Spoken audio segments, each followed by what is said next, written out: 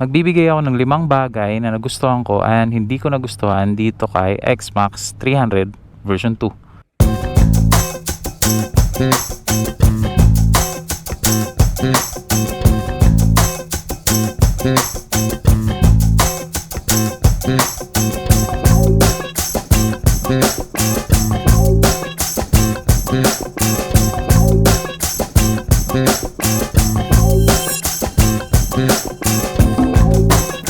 So yun, 5 months ago, nabili ko tong si X-Max version 2. So almost 5 months na tinakbo namin, umabot ng 6,563 kilometers. So ayun, yun yung eksaktong takbo nitong X-Max ko. Feeling ko deserve na niya isang review kasi halos lahat ng road condition dito sa Pinas nadaanan na nitong si X-Max. And medyo madami na din yung lugar na napuntahan namin. So yun, 5 things that I like about this bike and then 5 things that I don't like about this bike. Kumbaga pros and cons, ganun. Pinakaunang pros dito kay X-Max is yung conveniency, mga men. So yun, aside sa matic siya, piga-piga ka lang, ganun.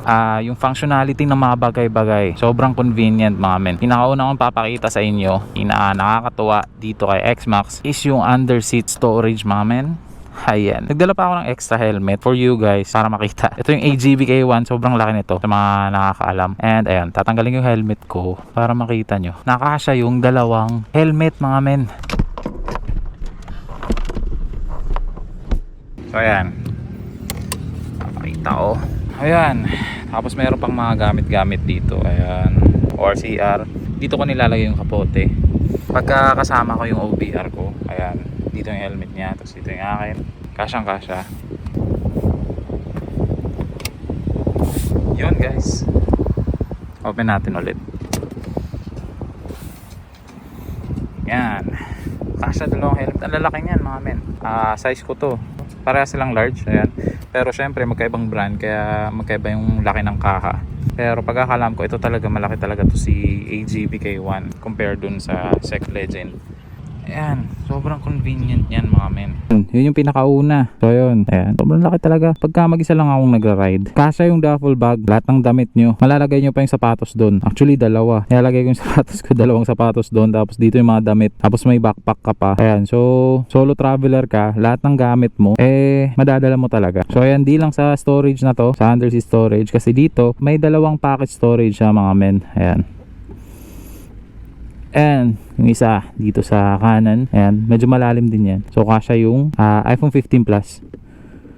Apat na iPhone 15 Plus kasya dito. Ayan. Tapos dito sa kaliwa may lock na siya. Ayan. So ayun, pwede kayong maglagay dito ng mga medyo importante, ganun. Kasi nga may lock siya. Ayan. Tapos may charging port dito. Ayun, no. Ayan siya, mga men. So ayun, very convenient for a rider na mahilig mag-travel, long ride, ganun. Kasi ang dami yung mapaglalagyan. And aside sa storage, mga men, ito papakita ko sa inyo. Yung connectivity ng phone dito sa screen, actually nakakonect na siya. Ayan, app, battery. Makikita nyo kung lowbat na yung phone nyo dito sa app. Ayan, kukonect nyo lang siya. Phone to motor talaga, walang app. Pero kung gusto nyo gumamit ng map dito sa screen, kailangan nyo mag-connect dito sa ayan, Garmin Street Cross. Ayun, dito nyo i-connect yung map para mapunta dito sa screen ng motor. Pero hindi ko siya advisable kasi hindi siya masyadong accurate, mga men. Waze pa din, kaya nilalagay ko pa rin yung phone ko. Pero pinaka-nakagandaan ko dito is, mga men, yung music, connectivity sa music. Ayan, so pagka nakakonect yung music, ayan, wala kasi tayong headphones ngayon and intercom. Ayan. Pero pag naka-headphones kayo, matik, lalabas dito yung kanta na pinapatugtog nyo. Tapos, dito na kayo mag-next. Ayan. Sa button na. Ayan, o. Volume. Ayan. Tapos, hold nyo lang pag mag-next kayo. Pause and play. Ayan. Ayun, men. Tumunog bigla. Ayan, pause natin. Ayan, o. Volume down. Ayan, gumagana, o. Ayan. Next natin. Ayan, o. Ayun. Pause. Play.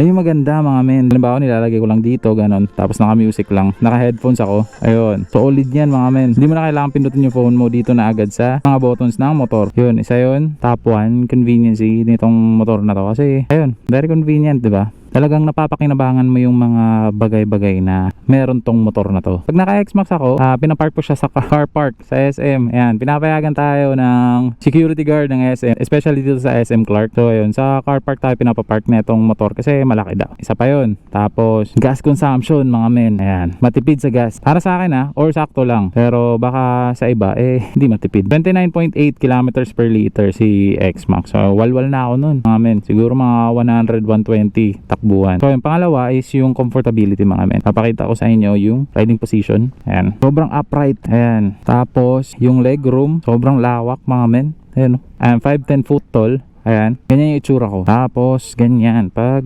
na-stretch ko yung pako, yung legroom dito mga men, sobrang lawak, sobrang komportable. And kung makikita nyo, ang laki ng space dito sa likod. Pwede yung mag-angkas ng 4 Ayan. Isa, dalawa, tatlo. Pwedeng mag-4 mga men. Ayan. Yun lang, isang cons, pag nag-away kayo ng jowa mo, pwede siyang umupo dito, tapos dito, ang layo niya, diba? So, ayan. Sobrang komportable mga men. Ayan, riding position ko. Ang taas, ayan. Relax yung katawan, yung mga kamay, yung braso, relax na relax siya. Which is, yun naman talaga dapat kasi touring bike to, pang long ride talaga. So, kailangan, komportable talaga siya. And, ayun, nabibigay nyo naman yung pagiging komportable. So, ayun, sa mga rides ko, kung nakikita nyo sa mga upload ko, may mga ride ako na kasama naman si OBR. Ayun, pag tinatanong ko siya kung napagod siya, ganyan. Ito yung pinaka-paborito niyang naging motor ko. Ayan, as OBR, ito daw yung pinaka-nagustuhan niya. Kasi hindi siya nangangalay, hindi siya napapagod. Ayun yung number 2 mga men. Number 3, yung speed, yung handling, yung braking. Sobrang ganda mga men. Ayan, speed. Ayun, umabot na ako ng 150 kilometers per hour dito kay X-Max. Ayun, yung top speed niya. Tapos, sa arangkada naman, ang bilis niyang mag-80. So, ayun, overtake agad-agad pagka gusto nyo. Kung nakakasabay nyo yung mga motor na nakasanayan natin, yung mga pangkaramihan na motor, Aerox, NMAX, ADV, ayun, masasabi kong, kung di upgraded yung mga kasabay nyo, mauuna talaga kayo. Sure ball yun, mauuna kayo sa kanila, sa karamihan. Ganun ako confident sabihin na ang bilis niya, ang bilis ng arangkada niya, ang bilis ng alis, yung takbo, talagang naipapakita niyo yung pagka 300cc niya. So ayun, handling, sobrang ganda mga men, grabe. Mga muntikang aksidente mga men, naiiwasan. Yung mga lubak na sobrang lalim, pag nakita nyo, kaya nyo maiwasan agad. Kasi tignan nyo naman, yung turning radius nitong motor na to, yun mga men, Ayan, sobrang lawak. Di kayo mahihirapan, iliko-liko siya agad-agad. Tapos, when it comes to cornering, okay naman siya. Kasi, yun nga, upright. So, madali nyo siyang ma-counter steer. Ayan. Hindi naman siya made for cornering, pero naibibigay naman niya yung mabilisang kurbada na gusto nyo. Speed handling, braking. Ayun mga men, sobrang ganda ng braking neto. Na-appreciate ko siya kasi medyo malaki yung disc niya sa harap. Ayan, compare sa mga ibang scooter. Tapos, dual piston caliper. Maganda talaga yung braking niya. And then, syempre, kasi sa likod, naka-disc brake din. Kaya maganda din. And kung may tatanong nyo kung ABS, traction control tong motor na to, lahat meron na to mga men. Ayan, wala na kayong hahanapin pa dito. Yun yung pangapat, speed, yung handling, and yung braking mga men. Pang-5, pinakali. Hindi siya tinawag na X-Max Tech-Max dahil lang sa, ayun, wala lang. Sobrang techy mga men. Technology wise, advanced na siya, nagustuhan ko. Hindi ko hinahabol yung mga mirroring screen ng phone, hindi naman ganun. Mas advanced yun. Pero ito, okay na ako dito sa gano'n siya sa techy mga may papakita ko lang sa inyo. So yun, yung pagka Tech Max niya, tapos yung specs, yung meron na siya lahat, ABS, traction control, meron na. On and off yung traction control. Ayan, pinakauna yung music, pagkabungan sa inyo, ayan o. Ayan. Odo, trip 1, ayan, ganyan. Meter display, kung gusto nyo echo, ganyan yung itsura niya. Tapos kung gusto nyo naman speed, yung itsura niya, bumibilog yan, ganyan. Tachometer, ayan. Yan yung ginagamit ko kasi mas maangas siya mga men. Navigation, ayan na siya. Hindi ko masyado nire-recommend yan, pero goods din naman kung malakas yung signal sa lugar na pupuntahan niya. Notification, pag may tumatawag sa akin, lumalabas dyan. Ayan. And pwede nyo sagutin yun pag naka-earphones kayo. And yung weather, makikita nyo din kung paulan na dito sa screen. Settings, ayan. Traction control, pwede nyo i-off, pwede nyo i-on. Ayan, yan connection, ayan na yung Bluetooth. Maintenance reset, pag i-reset nyo yung oil, yung V-belt, ayan, di ko pa na-reset pero kaka-change oil ko lang dito. Vehicle info, ayan, 29 kilometers per liter, ayan. Ayan, clock, brightness, unit, ayan. Lahat men, nandito na. So yun, yung pagiging Tech Max niya mga men, and yung mga features niya na nakikita ko talaga and nararanasan ko. Yun, yung ABS, yung traction control. Sobrang maulan nung mga ride ko nung nakaraan. Ayan, na-feel ko talaga siya. So yun yung 5 pros ko dito kay X-Max. Dumango naman tayo sa cons dito. Dislikes, things that I don't like about this bike. So ayun, pinakauna is yung weight mga men. Ang bigat. Kung galing kayong Aerox, NMAX, ADV or scooter pa na nasa 150cc category, maninibago kayo dito kay X-Max. Nung una hindi ko pa siya napapansin kasi excited pa akong gamitin siya ganyan. Pero nung katagalan na mga pre, ayun, medyo na-feel ko na yung bigat, especially pagka nagsi-center stand. Ayan mga men, tapos binabalik. Ayan. Ayun, minsan di ko na siya sinicenter stand kasi ang bigat niya. Pagka low speed, ayun, may feel nyo na matutumba, so kailangan ng alalay.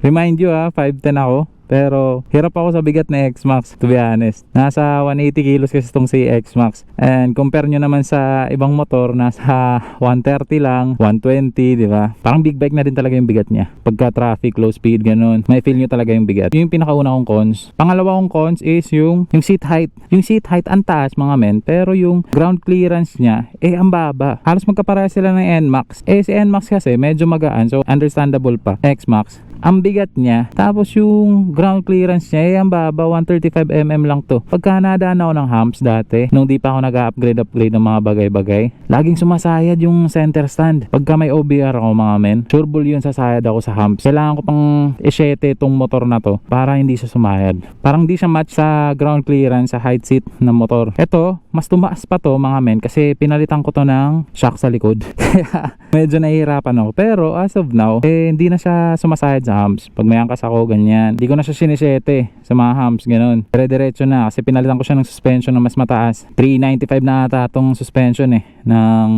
Showa. Ayan, yun yung pinalit ko. Pero pag stock mga men, sumasayad talaga.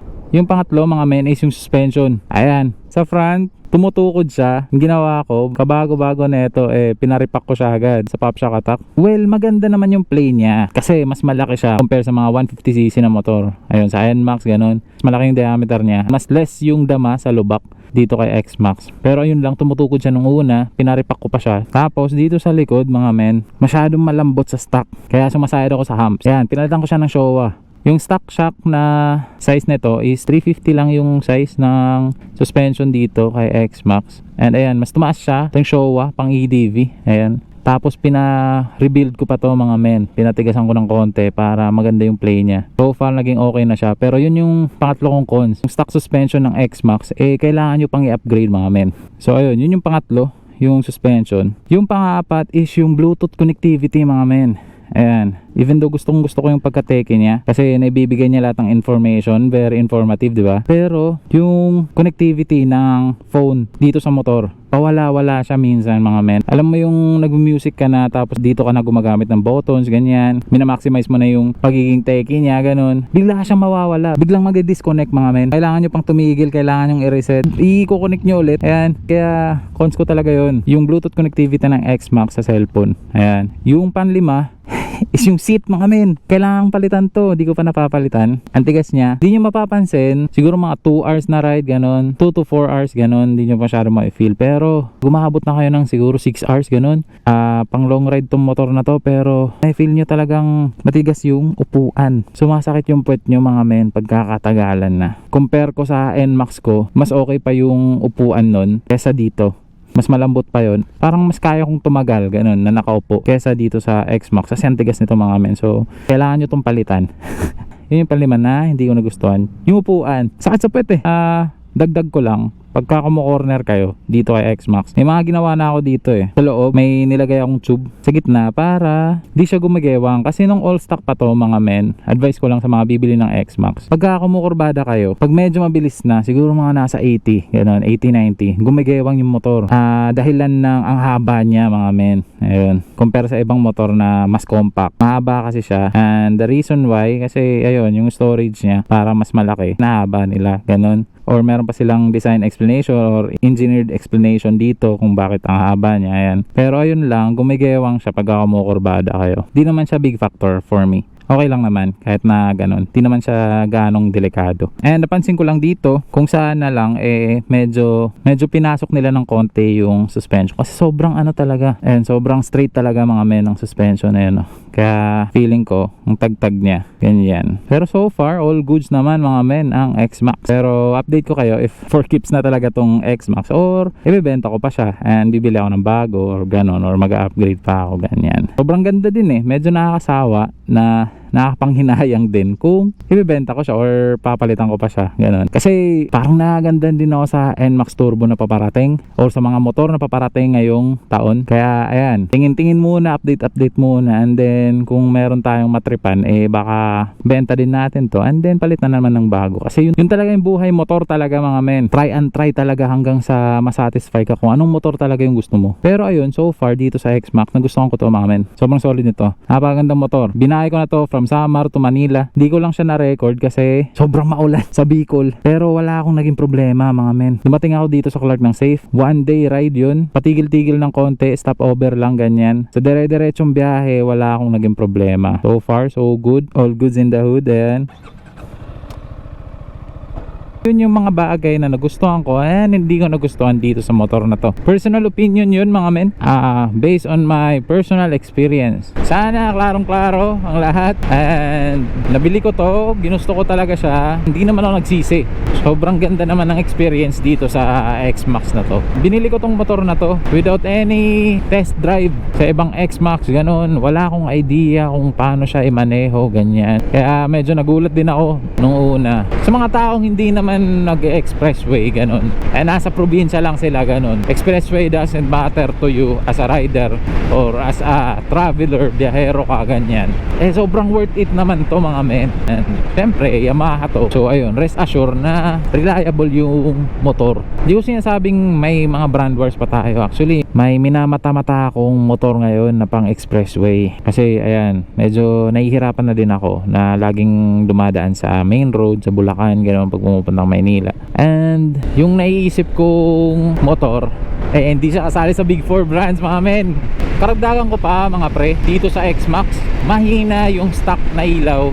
Most of motorcycles naman 'di ba, mahina yung stock na ilaw. So ayan, ginawa ko, upgrade tayo ng MDL, ay ganyan, upgrade tayo ng busina kasi di malakas yung stock na busina ni X-Max mga men. So ganun naman kadalasan mga men, di ba? Pag bumibili tayo ng motor, kasi yung mga napupunta dito sa Pinas talagang yung standard lang, hindi katulad sa Thailand or sa ibang lugar na yung binibentang motor doon na same unit dito nakakiway binadibaso na suspension sa ibang lugar ganun. Dito yung simple lang talaga, yung talagang suspension lang, walang baso ganun. So yun mga men, quick top speed tayo dito kay X-Max nang makita nyo, nang may idea kayo. So yun, top speed tayo dito sa X-Max mga men. And